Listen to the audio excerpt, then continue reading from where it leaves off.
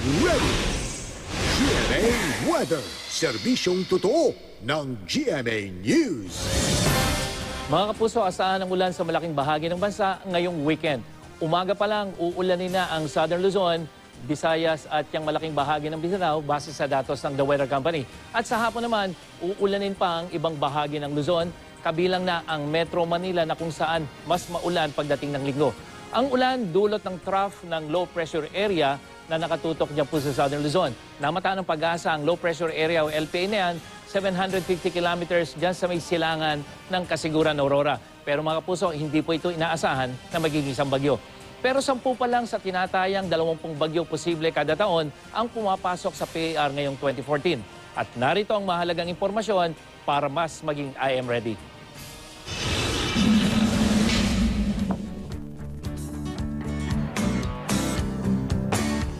Nagmumula ang bagyo sa isang low pressure area o LPA. Sa oras na lumakas ang sirkulasyon nito at umabot sa 45 kilometers per hour, tatawagin na itong isang tropical depression o mahinang bagyo. Itinataas na rin ng pag-asa ang storm signal number 1 sa mga lugar na direktang maapektuhan nito sa mga susunod na oras. Mula sa pagiging tropical depression, posibleng lumakas pa ang isang bagyo at maging tropical storm.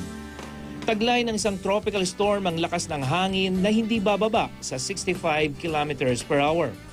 Asahan na rin ang pagdaragdag ng storm signal number 2 kapag may papalapit na tropical storm sa inyong lugar. Kapag umabot na sa 120 kilometers per hour ang hangin ng isang bagyo, tatawagin na itong isang typhoon. Napakalakas ng hangin na dala ng isang typhoon.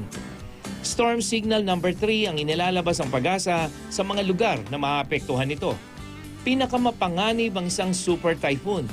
Gaya ng super typhoon Yolanda, hindi bababa sa 220 kilometers per hour ang taglay nitong hangin. Naglalabas na rin ang storm signal number 4 ang pag-asa kapag may super typhoon. Yan ang latest mula sa GMA Weather. Ako po si Nathaniel Cruz. Magplano para sigurado. I am ready. Serbisyong totoo ng GMA News.